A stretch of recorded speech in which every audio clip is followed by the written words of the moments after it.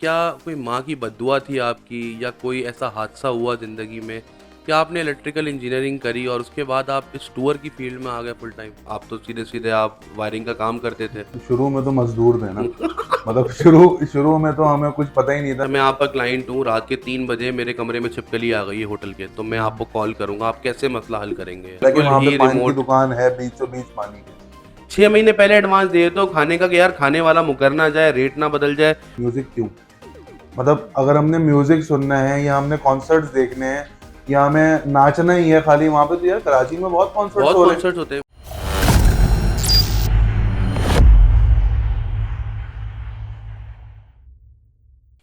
अस्सलाम वालेकुम जोशीले ट्रैवलर्स। आज हमारे साथ पॉडकास्ट में जो शख्सियत मौजूद हैं वो इलेक्ट्रिकल इंजीनियर हैं, मगर मज़े की बात यह है कि उन्हें एक बल्ब तक सही करना नहीं आता। उनकी शख्सियत के बारे में कुछ आपको इस तरह से बताते हैं कि ज़िंदगी के सफ़र करने का दिल करता है, माज शकील की तरह दुनिया को देखने का दिल करता है। दी जोश टूअर्स के एमडी की शख्सियत है बहुत प्यारी। आइए पॉडकास्ट में उनके साथ बातें करते हैं प्यारी प्यारी। तो भाई खुशामदीद कहते हैं माज शकील को हमारी पॉडकास्ट में। माज भाई अस्सलाम वालेकुम। उम्मीद है वालेकुम भैया आप अस्सलाम। खैरियत से होंगे। अल्हम्दुलिल्लाह, आप पहले बताएं। तो बस भाई, पहले तो बहुत बहुत शुक्रिया, आपने अपने बिजी स्केड्यूल में से वक्त निकाला कि आप एक पॉडकास्ट हमारे साथ रिकॉर्ड कर सकें। तो स्टार्ट करते हैं आपके साथ। जो पहला सवाल है वो ये है कि भाई ये बताएं कि क्या कोई माँ की बद्दुआ थी आपकी या कोई ऐसा हादसा हुआ ज़िंदगी में कि आपने इलेक्ट्रिकल इंजीनियरिंग करी और उसके बाद आप इस टूर की फील्ड में आ गए फुल टाइम? अच्छा, ये बड़ा अच्छा सवाल आपने किया है ना। मतलब ये ना हमारे जो इंजीनियर्स हैं ना, अभी जो मतलब मेरे बैच के भी पास आउट हो चुके हैं और जो अभी भी न्यू इनटेक जो आ रहा है, ये उनके लिए भी एक कह लें कि सजेशन है या एक लेसन है उनके लिए। मैं जब इंजीनियरिंग में था तो आपने स्टार्टअप लिया इसका 2015 में। तो बिल्कुल। उस टाइम मैं फोर्थ सेमेस्टर में था। अब उस वक्त जो है ना, जब मेरे जो सीनियर्स थे वो पास आउट हुए तो मैंने उनको देखा, यार वो कहीं पे 5,000 रुपये की जॉब कर रहा है, कहीं पे 4,000 रुपये की जॉब कर रहा है।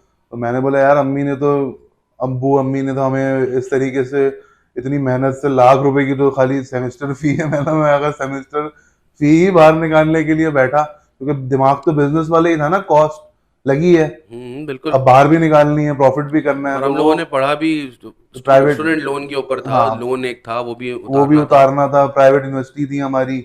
और उसका फीस नहीं भरोगे तो उठा देंगे आपको, चलो भाई बिल्कुल। जाके फीस भरो पहले। बिल्कुल। तो हमने बोला यार, अब आ भी गए हैं, 2 साल होने को हैं, अब 2 साल पीछे जाऊं फिर कोई बिजनेस डोमेन में जाके मैं कोई अपनी एजुकेशन लूं, तो बेहतर ये है कि 2 साल अभी जैसे जैसे कर लिए हैं, 2 साल मजीद इसको पूरा करते हैं और उसके बाद फिर अल्लाह मालिक है जो भी करेंगे। अभी एक तो रास्ता दिख गया है, तो बहुत वो भी हुआ कि यार चलो, अब्बू का एक ख्वाब है कि इंजीनियर बन जाएगा बेटा, वो भी बन जाएगा और जो अपना दिल चाहेगा वो कर लेंगे। उसके बाद फिर यही सबक था कि यार बस इंजीनियरिंग छोड़ो, अभी फिलहाल इंटरेस्ट भी नहीं था। एक इंटरेस्ट होता तो चलो इंसान जिंदगी भर अपनी गुजार ले तो उसी में। मतलब इंजीनियरिंग जो आपने की वो आपके ऊपर लाद दी गई, हाँ। फोर्सफुली नहीं आपने नहीं, इंजीनियरिंग की? वो मेरे ऊपर किसी ने नहीं फोर्स करी, वो बस हमारा जो मुआशरा है ना, वो उस टाइम हमारा जो दौर था उस वक्त तो ये था कि जो अगर मेडिकल फील्ड का, तो वो अगर डॉक्टर बनेगा तो उसको पढ़ा लिखा कंसिडर करेंगे। और हमारी बारी में अगर इंजीनियरिंग का, मैंने किसी को अगर बोल दूं कि यार मैंने कॉमर्स में एडमिशन, कॉमर्स में किया है, तो इसका मतलब वो सबसे पक्का ज्यादा ये निठल्ला डफर है। निठल्ला और सबसे ज्यादा जो है ना डफर बच्चा यही है। बिल्कुल ऐसे ही लेकिन है। हमने बोला यार चलो, फिर अब्बू से रिक्वेस्ट करी गया, पहले एनडी में एडमिशन लेने की करी। अब हम्म। परसेंटेज ही 72 थी। 72। उस दौर में हमारे तो कोई 1940 या 1960 A1s आए हुए हैं। हम्म। उनमें से भी जो जिन्होंने A1 लिया हुआ था वो बेचारे 50 नंबर भी लेके नहीं आ पाए, फेल हो गए, वो भी बाहर हुए। तो हमने बोला यार अब क्या करें भाई इंजीनियरिंग में, अब्बू से रिक्वेस्ट करी तो अब्बू ने यहाँ पे डलवा दिया, BF कीट में एडमिशन करवाया कि यार चलो बच्चा इंजीनियरिंग ही कर ले, वरना खानदान में मुआशरे में हर कोई एक्सेप्ट ही नहीं करने को तैयार था। तो इसलिए इंजीनियरिंग करी। ठीक हो गया। अच्छा मुझे ये बताएं, टूरिज्म इंडस्ट्री में आप आ गए क्योंकि आपने जैसे बोला मैं पहले से था, तो आप साथ साथ चाय इस, पी लूं, चाय? हाँ, नहीं नहीं, चाय पिए आप बिल्कुल। चाय पी लूं। आप बिल्कुल घर जैसा माहौल समझे, आप जैसे समझे अपने घर पे हैं आप। हाँ, नहीं सही है। तो आपने स्टार्ट जैसे लिया, तो टूरिज्म इंडस्ट्री की कोई नो हाउ थी आपको इस इंडस्ट्री के बारे में? जैसे कभी भी इंसान कोई काम शुरू करता है नॉर्मली, तो कुछ सीखता है उसके बारे में या कोई कोर्स किया हुआ होता है। आप तो सीधे सीधे आप वायरिंग का काम करते थे और आप इधर आ गए टूर में। तो जो शुरू के दिन थे, जो आप शुरू शुरू में आए, ज़रा थोड़ा फ्लैशबैक में जाएं, और उस वक्त कैसे सीखा आपने इस इंडस्ट्री के बारे में? देखें, शुरू में तो मजदूर थे ना, मतलब शुरू शुरू में तो हमें कुछ पता ही नहीं था ना, क्या कॉस्ट, क्या चीजें, क्या कोई इन्वेस्टमेंट तो की नहीं थी। ठीक अच्छा, है। शुरू में अब्बू भी बहुत नाराज अब वो होते थे ना कि शुरू पढ़े लिखे बच्चे सुजुकी पे जा रहे हैं। शुरू में तो घर से भी ताना पड़ता था कि यार जो है ना, वो भाई हर माँ बाप का अपना एक होता है कि यार हमने बच्चे को मेहनत से पढ़ाया लिखाया, वो अब सुजुकी में धक्के ही खाने थे, तो फिर ये 15-20 लाख रुपए हमारे जाया क्यों करवाया यार, अगर यही करना बिल्कुल। था तो खैर उस टाइम तो खैर हम जैसे तैसे गुजर गया। फिर और पूरा मैंने फुल टाइम जो ज्वाइन किया था वो 2018 से या 2017 के एंड में मैं पास आउट हुआ, तो उसके बाद मैंने फिर ये फुल टाइम किया। उस टाइम पे समझना, शुरू में तो बस ऐसे ही चल रहा था, फ्री हुए, एग्जाम से फारिग हैं, सेमेस्टर ब्रेक चल रहा है तो टूर पे चले गए। वरना 2018 से उसके बाद मेनली फुली फोकस्ड होकर ज्वाइन किया था, तो उसके बाद पता चलना शुरू हो गई कॉस्ट ये है, अगर ऐसे नहीं किया तो लॉस हो जाएगा, इतने लोग नहीं हुए ट्रिप पे, तो जो मेहनत करी पूरे हफ्ते की वो जाया हो जाएगी। तो अच्छा देखें, आपने बोला कि आपने एक इस टूर के काम में मेनली आप आए 2018 में। उसका रीज़न साफ साफ समझ में आता है कि पहले एजुकेशन कंप्लीट हुई, एजुकेशन कंप्लीट होने के बाद आप इस काम में आए। तो अगर आप ये समझते हैं कि ना भी करते थे इंजीनियरिंग से, तो कोई आपका कोई ताल्लुक ही नहीं है ना, दूर दूर तक कहीं कोई ताल्लुक नहीं है, आप तो एक टोटली डिफरेंट फील्ड में हैं। तो अगर आप एंटर करके ही आए थे, आप अब्बू ने फालतू में इतने पैसे दिए कि ये डिग्री कराई, आपको 4 साल पढ़ाया, क्या कोई फ़र्क महसूस होता है आपको कि नहीं अगर नहीं, वो होता है डिग्री फर्क। नहीं होती और आप डायरेक्ट एक टूर ऑपरेटर के तौर पे काम करते, और अभी आप एक डिग्री करके एक यूनिवर्सिटी से पढ़ के आए हैं, एक आपने इन्वायरमेंट के अंदर पढ़ा है, एक अच्छी इंस्टीट्यूट में पढ़ा है, क्या डिफरेंस होगा आप में और एक बिना डिग्री वाले बंदे में जो एक बिजनेस कर रहा हो? देखिए डिफरेंस तो जो है ना, साफ साफ एक डिफरेंस है कि जो इंटर तक का जो बच्चा होता है ना, वो कॉन्फिडेंस की मार मारा हुआ बच्चा होता है। उसको जिंदगी में कुछ नहीं पता होता कि अभी करना क्या है, आगे कैसे जाना है। जब हम यूनिवर्सिटी में आते हैं, हमें वहाँ से प्रेजेंटेशंस होती हैं कॉन्फिडेंस दो। से मुराद ये है कि अगर आप इंटर के, तो आप टेबल नीचे छुप जाते, कैमरा ऑन नहीं, होता है ऐसे फिर ही, मैं कोई वायर कैमरा। ही ठीक कर रहा होता। सही सही ठीक है। सही सही। या फिर मुझे मुआशरे में तो एक्सेप्ट नहीं किया जाता एटलीस्ट। मतलब मेरे अपने बचपन से जो हमने अपने घर से सीखा कि 16 ईयर एजुकेशन तो एटलीस्ट इंसान की होनी चाहिए, मतलब बिल्कुल। बेसिक एजुकेशन है, ये कोई बहुत बड़ा तीर नहीं है। आज के हम्म। दौर में लोगों ने पीएचडीज की हुई हैं, एमफिल किए हुए हैं, मतलब वो भी अपने आप को पढ़ा लिखा नहीं मानते अभी आज, मतलब इतना एजुकेशन का भी अवेयरनेस है लोगों में। तो खैर, अगर वो नहीं करता, इंटर होता, तो बिजनेस के पॉइंट ऑफ व्यू से भी मैं फेल था। उसका रीजन ये था कि इंटर के बाद ही तो असल पीआर शुरू हुई। हम्म। मैं मैं इंजीनियरिंग से बाहर आ गया, लेकिन मेरे जो बैच मेट हैं वो तो अच्छी फर्म्स में गए। बिल्कुल। जब वो अच्छी फर्म में गए तो उनके साथ भी अच्छे फर्म के कलीग्स हो के वो हमारे साथ टूर पे गए। उनको हम्म। कोई काम होता ट्रैवल से रिलेटेड तो वो हमसे रब्ता करते हैं, उनकी एक अपनी पीआर है, उन्होंने रिकमेंडेशन करी तो उससे बेनिफिट हुआ। इंटर तक मैंने इंटर किया है आदम जी कॉलेज से। आदम जी कॉलेज में तो कोई जाता ही नहीं था, मतलब मैं क्या पीआर बनाता हूँ, वहाँ पे सिर्फ लोग जाते थे प्रैक्टिकल अटेंड करने के लिए या फड्डे करने। या बर्थडे करने के लिए। सही। तो प्रैक्टिकल अटेंड करने के लिए मैं क्या पीआर बनाऊं किसी से, जितनी पीआर थी वो एक आध मेरे दोस्त हैं अभी भी, उन्हीं से बस मेरी पीआर है। लेकिन वो पीआर बहुत, मतलब दो लोगों से क्या मेरी पीआर बनेगी, जो उनके सर्किल में थे वो रिकमेंड करेंगे। हमारा जो बिजनेस है वो रेफरल है टोटली, क्योंकि एक बंदा जो मिसाल के तौर पे 10-12 लाख रुपए का अगर टूर बुक कर रहा है, तो वो चाहता है कि यार अगर मैंने किसी को रेफर कर दिया है तो उसका मतलब उसे 10-12 लाख रुपए सेफ हो जाएंगे। बिल्कुल। तो ये एक रीजन है कि पढ़ाई का हर जगह फायदा होता है, ऐसी बात नहीं है। अच्छा, हर प्रोफेशनल फील्ड के कुछ अपने चैलेंजेस होते हैं, हर जैसे कबर का हाल मुर्दा ही जानता है ना। तो इसी तरह से दूर से देख के तो हमें भी लगता है, लोग समझते हैं यार करोड़ों पीट रहे होंगे दोनों भाई, फुल चिल मार रहे हैं, इंजॉय कर रहे हैं, घूम रहे हैं, फिर रहे हैं। लेकिन डीप इनसाइड जो बंदा जिस फील्ड से कनेक्टेड होता है, वो उसके इश्यूज को भी जानता है, वो उसकी प्रॉब्लम्स को भी जानता है, कॉन्सिक्वेंसेस को भी जानता है। तो आप जब आप इस फील्ड में हैं, तो आप किन किन ऐसे इश्यूज हैं जो आप फेस करते हैं, और उनसे किस तरह से आप निपट रहे होते हैं कि आप इतने नॉर्मल बैठे हैं हमारे सामने? देखिए हम कोई भी ना सर्विस इंडस्ट्री होती है ना, उसमें सबसे पहले तो एक चीज़ होती है जो कि कुछ कुछ कस्टमर, नॉर्मली हमारा काम बहुत स्मूथ है, लेकिन समटाइम्स कुछ क्लाइंट्स ऐसे होते हैं जो ऐसा लगता है जैसे हमें, अगर उन्होंने हमसे पैकेज ले लिया तो हमें खरीद लिया।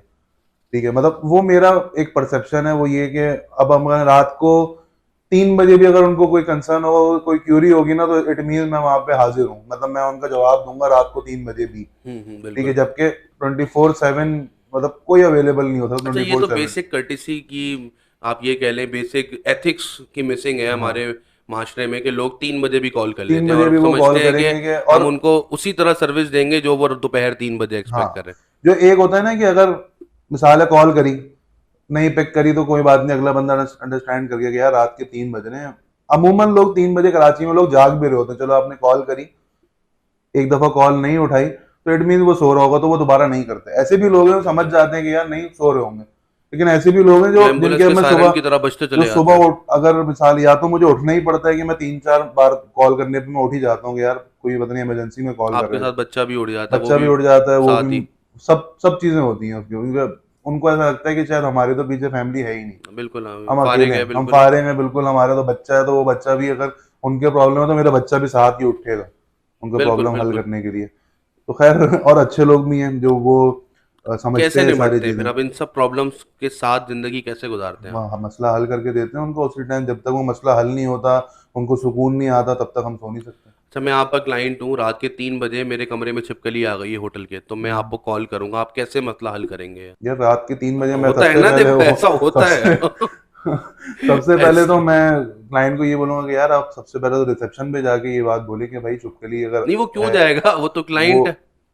यही तो वो सबसे तो बड़ा मसला रिसेप्शन है पे कि वो इस चीज को नहीं। अंडरस्टैंड नहीं करते कि मैं यहाँ से बैठा हुआ मैं छुपकली नहीं हटा सकता। बिल्कुल हाँ, छुपकली कोशिश कर सकते हैं आप। मैं कोशिश कर सकता हूँ कि मैं वहां के, मैं रिसेप्शन, अब रात को 3-4 बजे रिसेप्शन वाला भी नहीं होता, क्योंकि अगर तो एंटर अनलेस कोई 5 स्टार होटल हो, जो कि बिल्कुल पाकिस्तान में है ही नहीं, बिल्कुल ठीक हाँ। है, और अगर 5 स्टार होटल ना हो तो मतलब कोई अच्छा एग्जेक्टिव क्लास होटल है अगर, तो वो तो चलो 24/7 उनकी रिसेप्शन ऑन होती है। हम्म।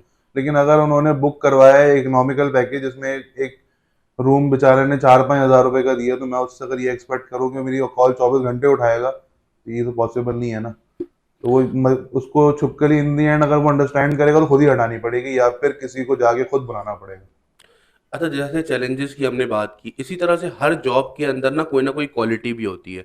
जैसे आपकी कोई जॉब है, आप ये काम करते हैं, तो इस जॉब की कोई ना कोई ऐसी खास बात, कोई ऐसी अच्छी बात, कोई क्वालिटी ज़रूर होगी जो आपको ये काम करने के ऊपर मजबूर करती है बार बार। अक्सर लोग ऐसे होते हैं जो अपनी फील्ड में कभी ना कभी आके ज़िंदगी में फेड अप हो जाते हैं। जैसे जॉब करने वाले लोग हैं, वो इंडस्ट्री स्विच कर लेते हैं, मज़ा नहीं आ रहा तो उसी इंडस्ट्री में चल गए।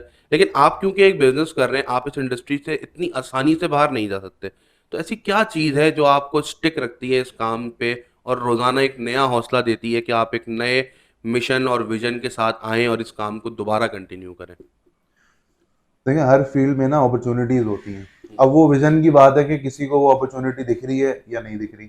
समटाइम्स जो है ना, अगर मिसाल है कोई आईटी डोमेन का है, ठीक है, अगर मैं उनकी बात करूं, जो फॉर एग्जांपल उन्होंने राउटर सेट कर दी है, पूरी की पूरी सिस्टम सेट कर दी है, तो इसका मतलब उनका काम खत्म, अब काम बोरिंग हो जाएगा। हुँ, तो इट डजेंट मीन कि उनका काम बोरिंग हो जाएगा, कोई ना कोई काम उनका रहता ही है जिसमें उनको मजा, अगर वो उस डोमेन में उनका इंटरेस्ट है तो। अक्सर लोग, जैसे वही वाली बात है, मेरा इंजीनियरिंग में इंटरेस्ट नहीं था, जब मुझे रियलाइज हुआ तो मैंने वो फील्ड स्विच कर लिया। अगर मैं इंजीनियरिंग की जॉब कर रहा होता तो मैं 2-3 साल तो कर लेता, हुँ, इन दी एंड मैं बाहर आता, क्योंकि मुझे वो फील्ड, मुझे वो सब्जेक्ट ड्राई लगता था, बिल्कुल। क्योंकि मुझे वो पढ़ के मेरे सर में दर्द होना शुरू हो जाता था, मजा ही नहीं आता था काम करने। अभी मैं अगर ऑफिस आता हूँ तो मुझे अगर सुबह, मतलब मेरा ऑफिस टाइमिंग 10 से 7 है, लेकिन अगर मेरा क्लाइंट अगर मुझे बोल रहा है कि यार मैं आ रहा हूँ आपके ऑफिस, तो मैं रात को 9 बजे तक भी बैठता हूँ। लेकिन मैं अगर ये जॉब कर रहा होता मैं नहीं बैठता, अगर मैं फोर्सफुली वो जॉब कर, लेकिन अगर मुझे उस काम में मजा आ रहा है तो मैं रात तक भी बैठूंगा, ठीक है, अनटिल अनलेस मुझे कोई ऐसा अर्जेंट काम ना हो घर पे, तो फिर मेरी मजबूरी है वो, लेकिन मैं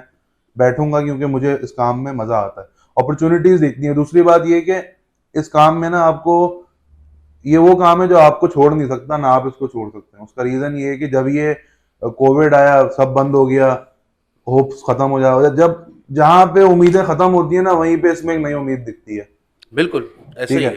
तो कोविड कोविड ने यही सिखाया हम कोविड लोगों ने को ये मेनली कि सिखाया, उसके बाद फिर आपको सैलाब आया। होपलेस नहीं रहना हाँ, है। सैलाब आया, बिल्कुल हाँ। अभी लास्ट ईयर अगस्त में सैलाब आया, तो हमने भी ये सोचा कि यार सब तबाह हो गया दोबारा। तो ये कारोबार करवट खाता है, मतलब ये फील्ड ऐसी है जिसमें आपको जो है ना बड़ा फ्लेक्सिबल अच्छा, होकर चलना कोविड है। को अल्हम्दुलिल्लाह हम लोगों ने बड़ा अच्छी तरह कवर किया था। ऐसे 2020 में बिल्कुल बिजनेस बंद हो गया था, हमने अपना ऑफिस बंद कर दिया था, हम खुद छोटे मोटे काम कर रहे थे, ज़िंदगी को गुजार रहे थे 6-7 महीने।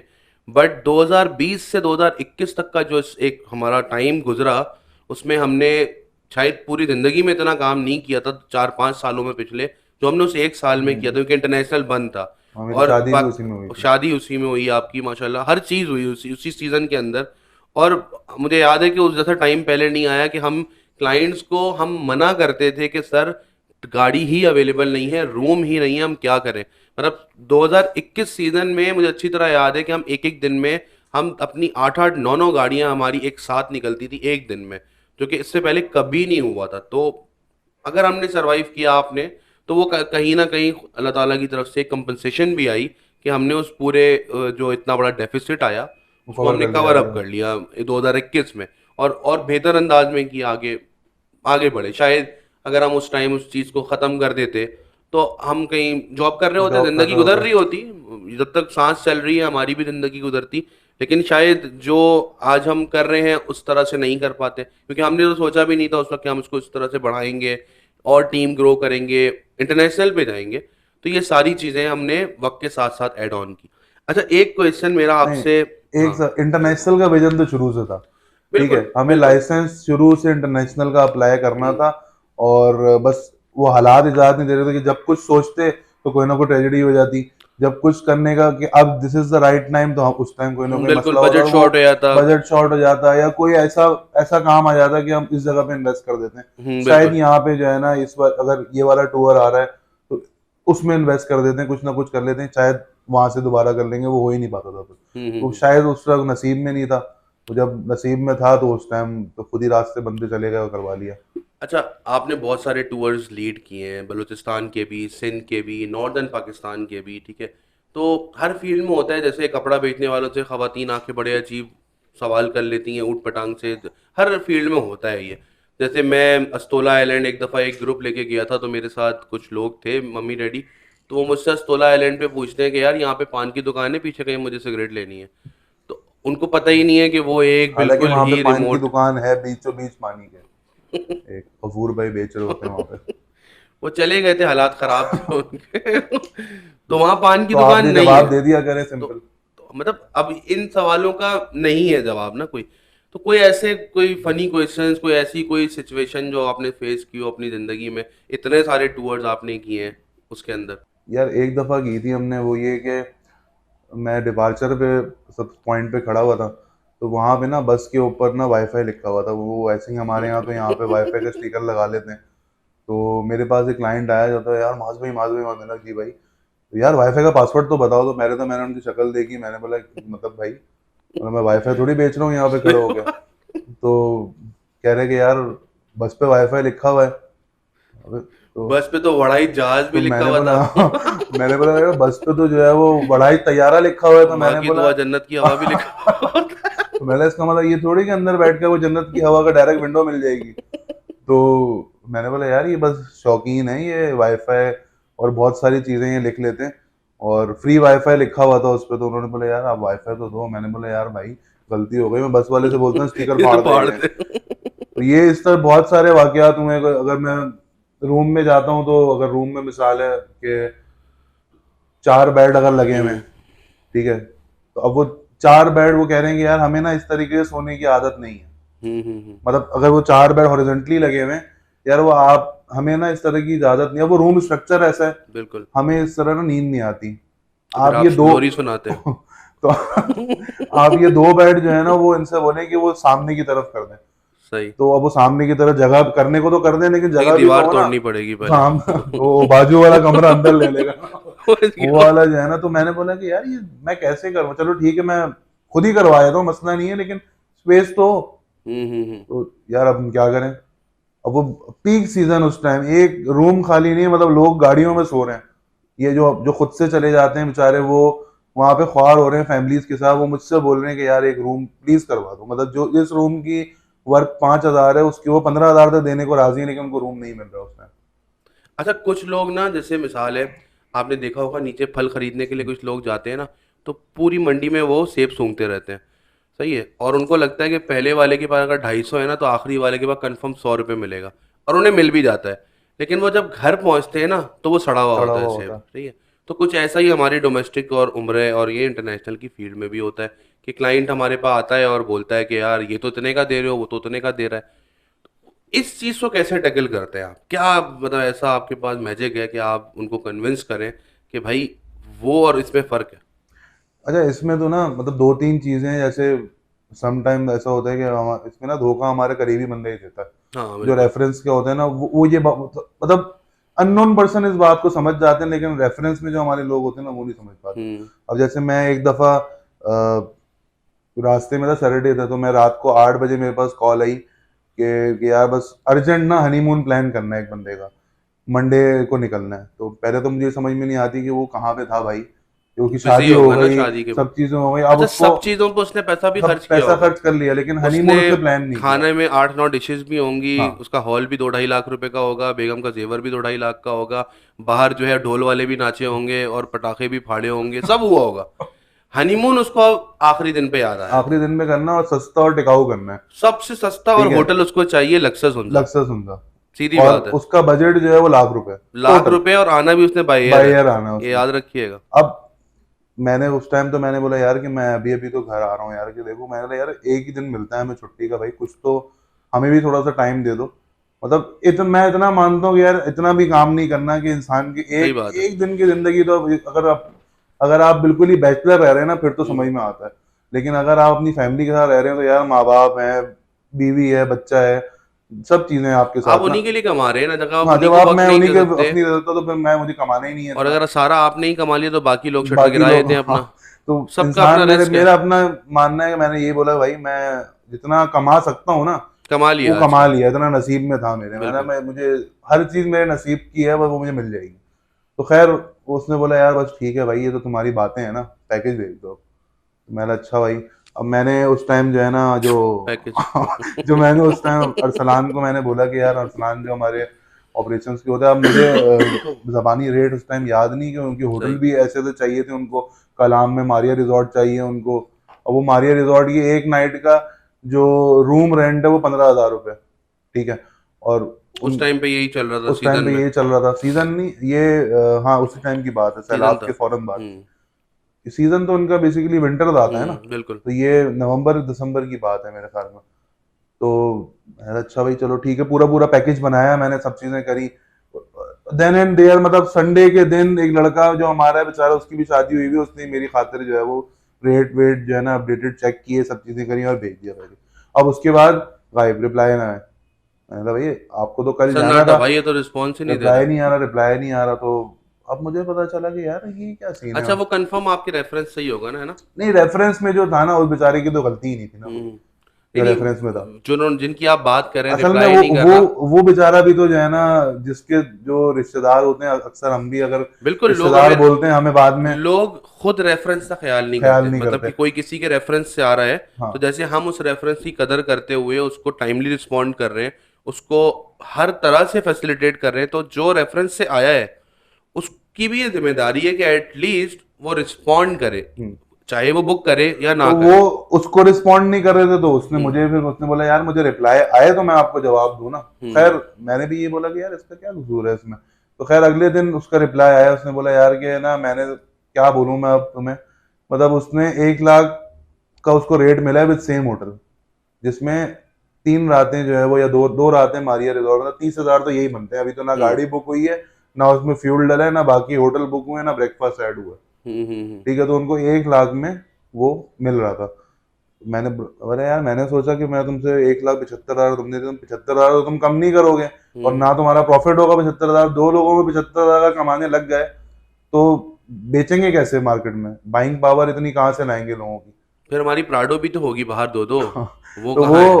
अगर जो है हम ना, एक बंदे पे 75,000 कमाए एक कपल पे, तो उसका मतलब है 1.5 लाख तो कपल पे कमा 1.5 लिया लाख हमने, पे और कपल। एवरेज अच्छे खासे कपल टूर ही जाते हैं महीने के, तो हाँ, प्राडो हम ले सकते हैं आराम से, तो तो वो वो क्यों नहीं आ रही? दोस्त था, तो उसने तो रियलाइज करी ये चीज, लेकिन अब पॉइंट ये है कि जो उनकी रेफरेंस है तो वो रियलाइज नहीं करते इस चीज को। एक तो फिर वो ये होता है इस तरह के लोगों के साथ कि वो बेचारे जाते हैं, उनका भी ये कसूर होता है कि वो किसी पे बिलीव, पैसों के चक्कर में मारे जाते हैं भाई। उन्होंने खाना किया 9-10 लाख का, हॉल बुक किया 6-7 लाख का, 5 लाख का हॉल बुक किया। ठीक है, और इतना खर्चा किया, लेकिन एंड में जब अपनी बेगम को पहली दफा कोई अपनी तुर्रम खानी के किस्से दिखाने के लिए लेके जाना होता है ना, जहाँ पे वहां जलील हो जाते हैं। अच्छा, यहाँ पे ना मैं जितने भी हमारे देखने वाले हैं उनको एक बात जरूर बोलूंगा, देखो यार, हॉल बुक करते हो ना तो 6 महीने पहले बुक कर लेते हो, खाना बुक करना होता है तो आप एक एक खाना टेस्ट भी करते हो, उसको पहले एडवांस भी देते हो।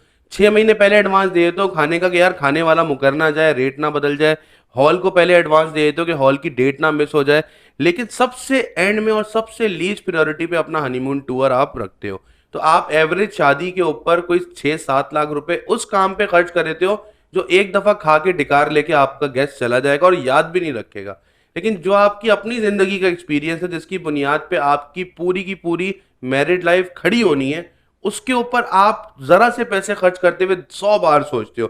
मैंने ऐसे लोग भी देखे हैं जिनका अपना हॉल 3 लाख का था और वो मुझसे बोल रहे हैं यार इकॉनमी ट्रेन में कल चला जाऊं बेगम, अपनी बेगम को लेकर। तो यार इतना जुल्म क्यों कर रहे हो भाई? थोड़ा सा अपना बजट निकालो। खाने में आप सिर्फ बिरयानी रख लो यार, सस्ते में निबट जाओ। कोल्ड ड्रिंक बोलो 500 ml लेते हुए आ जाओ अपने साथ, या वापसी में घर जाते हुए पी लो। उसका कोई याद नहीं रखेगा। आप अगर मनोसलवा भी उतरे और वो भी खिलवा दो ना लोगों को, तो भी लोग आपकी कोई तारीफ नहीं करना ही आपने। मैं आपको ये बात कंफर्म बता रहा हूँ। तो बेहतर है भाई, जिससे शादी कर रहे हो उसके ऊपर फोकस करो, उस पर खर्च करो। एक एवरेज अपना बना लो, 3 लाख, 2.5 से 3 लाख रुपए आप अलग कर लो अपनी हनीमून के लिए, बजाय उसके ऊपर खर्च करो। और ऐसा हनीमून होगा आपका कि आप सारी जिंदगी बूढ़े हो जाओगे ना, लाठी पकड़ के भी चल रहे होगे तो आपस में उस टूर को याद करोगे। तो ये बात याद रखिएगा। असल में ये मसला उन लोगों का ये भी है ना, हमारी फील्ड में ना लोग उस पर फ्रॉड भी कर जाते हैं। उसका रीजन ये, हम साबुन तो बेच नहीं रहे हम्म। कि मैं वहीं से रख के दिखा दूं कि भाई ये 1,75,000 का साबुन था, ये 1 लाख का सही साबुन बात था, है, तो नाम वहीं गाड़ी पे बेच रहे हैं। नाम गाड़ी बेचने के दोनों के फिजिकल प्रोडक्ट ही नहीं है फिजिकल हमारी। प्रोडक्ट नहीं है ना हमारी। तो हम जब इस तरह के प्रोडक्ट बेच रहे होते हैं, सर्विस इंडस्ट्री में होते हैं, तो उसमें आपको क्लाइंट ये लक पे भी है और चांस पे भी है। समटाइम समझदार लोग आंखों देखा हाल भी जो है ना वो खत्म कर जाते हैं कि नहीं अच्छा, यार बस वो सही दूसरा है। ये है कि लोग, मुझे नहीं समझ में आता कि क्यों इस बात को रियलाइज नहीं करते कि एक कंपनी है, उनका एक ऑफिस है, हम्म। लाइसेंस है, एनटीएन है, रजिस्ट्रेशन है, स्टाफ है, कंपनी अकाउंट है, वो उसमें आपसे पेमेंट ले रहे हैं।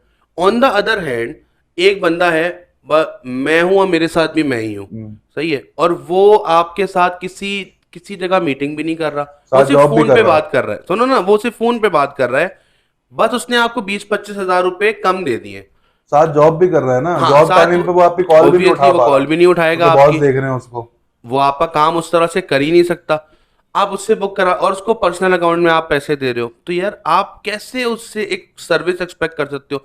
फिर आप आके रिव्यूज लिखोगे, एक राम कथा इतनी लंबी और उस पर फिर ये भी लिखोगे कि कि ऑल ट्रैवल टूर ऑपरेटर्स और आर हाँ आर आर फेक, फ्रॉड। या ऑल टूर। भाई ऐसे थोड़ी हो सकता है।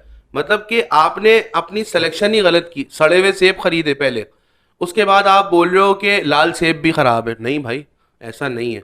आपने खुद अपनी चॉइस गलत की, ठीक है ना? आपको ये अच्छा कि अभी उम्रे का अगर आपको याद हो, कुछ दिनों पहले एक हमारे पास खातून आई थी जिन्होंने कहा था कि फ्रॉड हो गया उम्रे का, और इस तरह से 35 हजार रुपये उन्होंने उनके पर्सनल अकाउंट में भेज दिए उस बंदे के। 50,000। 50 हजार रुपये। तो भाई 50 हजार मतलब कमाने निकलो ना 50 हजार, या तो आपको लग पड़ा जाए कि मतलब आज भी एक एवरेज बंदा महीने का 10 हजार भी सेव कर ले तो बहुत बड़ी बात है। महीने के एंड पे उसमें आप 50 हजार रुपये किसी बंदे के पर्सनल अकाउंट में भेज देते हो, और देन फिर आप आके रोते हो कि यार उसका हमारे साथ फ्रॉड कर लिया। आपने भेजे ही क्यों? पहली बात है, किसी के पास लाइसेंस होगा ना तो वो कभी भी फ्रॉड नहीं करेगा। मैं नहीं मानता कोई भी लाइसेंस कंपनी अपने लाइसेंस के ऊपर इतना रिस्क लेगा। देखो, थोड़ा मोटा फ्रॉड जो है ना वो लोग करते हैं, मुमरे वाले भी करते हैं, होटल चेंज कर दिया, लेकिन वो एक एक ना पूरा पूरा फ्रॉड नहीं कर रहे। एटलीस्ट आपको फ्रॉड तो सर्विस दे रहे हैं, हाँ, सही है ना? उसमें होटल चेंज हो गया, मतलब कि ये कह लो मिस कमिटमेंट कर रहे हैं। ठीक है, मिस कमिटमेंट और फ्रॉड में भी बहुत फर्क है, एक थिन लाइन है इसके बीच में भी भाई। ऐसा, थिक लाइन है। हाँ बहुत थिक लाइन है, मतलब कि भाई आप देखो ना, दूर से ही पता चल जाएगा भाई ये मिस कमिटमेंट है, ये फ्रॉड है। अच्छा, आखिरी, अब क्योंकि पॉडकास्ट बहुत लंबी हो जाएगी, ये डिस्कशन ऐसी है कि मतलब सिगरेट जला के होने वाली डिस्कशन है लंबी ना, तो एंड इस पे करेंगे कि भाई बहुत सारे लोग इस वक्त जो कि सोचते हैं चाय के होटल में बैठ के आइडियाज़ निकालते हैं, और आज भी अगर कोई ये सोचे कि भाई मुझे अपना टूरिज्म का करियर स्टार्ट करना है, तो क्या हम्म। रिकमेंड करेंगे? नहीं करूंगा। नहीं करेंगे, बंद करें वो? नहीं, उसका रीजन ये है कि देखें, अमूमन लोग ना स्टार्टअप लेने से पहले ना, असल में आज के हालात ऐसे हैं कि ये डोमेन, ये इंडस्ट्री ऐसी है कि इसमें आपको ना अपनी कश्ती जला के आनी पड़ती है। आय हाय। ठीक है। अब चलो यार। लोग क्या करते हैं, वो लोग ये सोचते हैं कि भाई हम साथ साथ जॉब भी करते रहें ऐसा नहीं हम है। ये भी काम करें, तो वो उसमें कर होता सकते हैं, कर सकते हैं, लेकिन कर उसमें फिर सकते हैं। क्लाइंट जो है ना वो काफी लेकिन सफर करता आज है। के दौर में ना मैं जो समझता हूँ, लोग जो है ना वो हार्डशिप नहीं करना चाहते। मतलब जब हमने अपना काम स्टार्ट किया तो परचेजिंग से लेके सुजुकी में सामान डालना, वो खुद सुजुकी में किया हमने। पीछे लटक के आना जैसे गधे बन के जाते हैं, उसके बाद फिर कैंपिंग लगाना, कैंपिंग खोलना, हर काम वन मैन शो की तरह करना, खाना भी पकाना उसमें क्लाइंट के लिए, एंड देन फिर अपना प्रॉफिट लेके घर आना। आज आज लोग ये उसके नहीं बाद करते। भी टीम जब अटैच होती गई तब भी हाँ, साथ ही लगे हुए थे। मतलब देखो उसी इन्हीं, सुजुकी में बैठ के जाते हाँ थे, इन ये नहीं कि गाड़ी में बैठ के जा एग्जैक्टली रहे exactly, हो। कि मतलब जब टीम बनना शुरू हुई तो फिर ये नहीं कि आप सेठ बन गए, आप उन्हीं के साथ एसोसिएट हैं, उसी उसी जर्नी का पार्ट है। हमारे यहाँ अभी जो मैं देख रहा हूँ जो खासकर ट्रेवल में है, लोगों का ये है कि यार यहाँ से उठाया, इसको दिया अपने 400 रुपये अंदर या 1000 रुपये अंदर, कमीशन हो गया होल्डर है ना। काम। ऐसे काम नहीं हो सकता। आप जब तक एक ग्रास रूट लेवल पे काम नहीं करोगे, उस काम को समझोगे ही नहीं ना कि वो होता कैसे है। जैसे हमने अभी अल्हम्दुलिल्लाह, जैसे अब अगर हम देखें पिछले 7 साल में तो बहुत कैंपिंग चेंज हो चुकी है। मतलब जैसे हम 2015 में करते थे यार, आज माशाल्लाह बहुत हद तक इम्प्रूवमेंट है सिंध में भी और अब बलूचिस्तान में भी, दोनों पहले तो जगह पे। कैंपिंग होती थी ना सुकून के लिए, अब कैंपिंग होती है नाच गाने के लिए बस। हाँ ये बात अब भी ये है, बहुत बड़ा फर्क ये आ बात गया। भी है। अब हमारे साथ जो ट्रैवलर एसोसिएटेड है, कनेक्टेड है, वो हमसे आज भी ये बोलते हैं कि यार म्यूजिक क्यों, मतलब अगर हमने म्यूजिक सुनना है या हमने कॉन्सर्ट्स देखने हैं या हमें नाचना ही है खाली वहां पे, तो यार कराची में बहुत कॉन्सर्ट्स बहुत हो रहे हैं। कॉन्सर्ट्स होते हैं। और उससे ज्यादा सस्ते में हो रहे हैं, 1000 रुपए का पास तब मिल जाता है, 1500 रुपए का पास मिल जाता है। एक बंदा जो उड़ मारा जा रहा है 9,500 रुपए पर पर्सन। एक तो हमारे यहाँ इतनी महंगाई अचानक हुई, वो भी इसी वजह से कि हमारी इंडस्ट्री में प्राइस बढ़ने ही नहीं दी गई। हम्म। एक अरसे से 5,500 पे चलता रहा, फिर उसके बाद जेब से जब डाल डाल के जेब से चलाते डाल रहे, डाल के चलाते रहे सब। आपस की पर्सनल वॉर क्योंकि में। जो बंदा 7,000 पे लगाएगा उसका बिकेगा ही नहीं, जो बिल्कुल। बाकी लोगों ने 5,500 जो जॉब कर रहे हैं उनके कोई फिक्स एक्सपेंस तो है नहीं ना, ना बिल्कुल। ऑफिस है ना कोई चीज है, कुछ भी नहीं है। हम्म। अब उसके बाद जब वो 9,500 रुपये पे करके आपका एक एक बिल्कुल ही कह लें कि अंडर सिंगर को सुनने के लिए जाएगा, तो वो पागल थोड़ी है। वही यहाँ पे उसको 2,000 रुपये में आते वक्त कॉन्सर्ट मिल जाता है। ढाई कर लो, थोड़ा सा ऊपर भाई है, यार आप आतिफ पांच थोड़ा कर लो, महंगा है। आप पांच कर लो, सही तब है। भी आपको 9,500 रुपये में अंडर सिंगर मिल रहा है। दूसरा ये है कि जो जब मैंने खासकर इस काम में शुरुआत की थी ना, तो मेरा ये था कि यार थोड़ा सा शहर से निकलेंगे। मतलब उस वक्त यही होता था पीस कि के लिए ना, पीस। पीसफुल इन्वायरमेंट हाँ, चाहिए जहाँ जाके एक पीस छोटा ऑफ सा माइंड हो, मतलब कि ये। बॉनफायर हो, लाइक माइंडेड लोग बैठे हों, उनके साथ बातचीत और हो रही किया भी हो। था वो हमने। बहुत किया हमने, लोग बहुत इंजॉय करते थे उस चीज़ को। लेकिन अब जब से ये थोड़ा चेंज हुआ, क्योंकि ऑब्वियसली देखिए जो चीज़ की डिमांड है आप भी जानते हो यार, उस चीज़ पे आपको चलना पड़ेगा, अदरवाइज आप सरवाइव नहीं कर नहीं कर सकते। सकते। लेकिन उस सर्वाइवल के फेज में मैंने बहुत सारे अपने ऐसे ट्रेवलर मिस किए जो मुझसे कंप्लेन करते थे कि यार कोई पीसफुल इवेंट। अच्छा फिर मजे की बात, अगर मैं वो इवेंट निकाल भी दूं, मिसाल है मैं बोलता हूँ भाई हम नहीं करते, हम मेगा इवेंट या म्यूजिकल ये वो नहीं कर रहे हम, सही है। अब होगा क्या कि मेरे बराबर में कोई आ जाएगा कैंप लगा के और डर डर पूरी रात बजाता हाँ, रहेगा वो, तो वो और वो अपना स्पीकर मेरे मुंह पे घुमा देगा और एक धनाधन एक चल जाएगा, तूफान बदतमीजी लग जाएगा ना म्यूजिक के उसमें। वो ट्रैवलर कहाँ जाए जो सुकून के लिए आया है। वो सही है, वो ट्रैवलर कहाँ वो जाएगा। वीकडेज में प्राइवेटली ट्रैवल कर सकते एग्जैक्टली हैं exactly. बस। तो हम भी अब यही कर रहे हैं ना, हम जो फैमिली हमें बोलती है भाई हमें पीसफुल, तो हम बोलते हैं भाई आप वीकडे में चल लो, लेकिन ना पॉइंट रश ये है होगा। कि आप प्राइवेटली अगर सिर्फ वही लोग कर सकते हाँ हैं जिनके बिल्कुल। पास पैसा बहुत। देखें यार आज के दौर में ना, अगर मिसाल के तौर पे एक ग्रुप टूर अगर 9,500 रुपये उड़ा रहा है, तो इसका मतलब एक कपल भी है ना, अगर जिसकी नई शादी भी हुई है, इसका मतलब उसके भी सेपरेट कैंप के साथ 20,000 रुपये बन गए। हाँ हाँ बिल्कुल बन गया। ठीक है, अभी उसने 20,000 रुपये में कुछ, ठीक है, जो खाना पीना जो होता है नॉर्मली वो ठीक है, लेकिन और भी खर्चे होते हैं। हम्म। कुछ नई परचेजिंग करनी पड़ती है इंसान को, ट्राउजर शूज 10 तरह की चीजें, तो वो उसको एक टूर 35 से 40 हजार रुपए का पड़ जाता है। 30 पे 30 पैंतीस पे तो हजार का पड़ आराम से जाता है। जाते ही जाता है। तो यार परचेजिंग पावर नहीं है लोगों की अभी। ठीक है, उसका रीजन ये है कि महंगाई इतनी बढ़ चुकी है, मतलब लोग अभी बेसिक नीड्स नहीं पूरी कर पा रहे। ठीक है। ठीक है माज भाई, आज का पॉडकास्ट बहुत लंबा हो गया है, तो इंशाल्लाह आगे दोबारा पॉडकास्ट करेंगे आपके साथ, और टॉपिक्स के ऊपर डिस्कशन करेंगे। और बड़ी फ्रूटफुल डिस्कशन हुई है हमारी, और इस डिस्कशन से ये है कि हम इंशाल्लाह कोशिश करेंगे कि दोबारा कुछ ऐसे इवेंट्स करें जो कि स्ट्रिक्टली नो म्यूज़िक हो, और जिसमें सिर्फ साउंड ऑफ नेचर को हम इंजॉय कर सकें। तो ये सारे उन ट्रैवलर्स के लिए भी है। इंशाल्लाह। थैंक यू सो मच, आपने टाइम निकाला अपनी यू आर पॉडकास्ट वेलकम। के लिए। आप दोबारा अपने पैकेजेस बनाना शुरू करें बैठ के। भाई आई होप सो कि आपको ये पॉडकास्ट पसंद आई हो। अपनी जो फीडबैक है आप हमें कमेंट सेक्शन में ज़रूर बताएं और हमें सपोर्ट करें buymeacoffee.com पे, ताकि हम मज़ीद जो है बेहतर क्वालिटी कंटेंट बना सकें। अपना ख्याल रखें। अस्सलाम वालेकुम।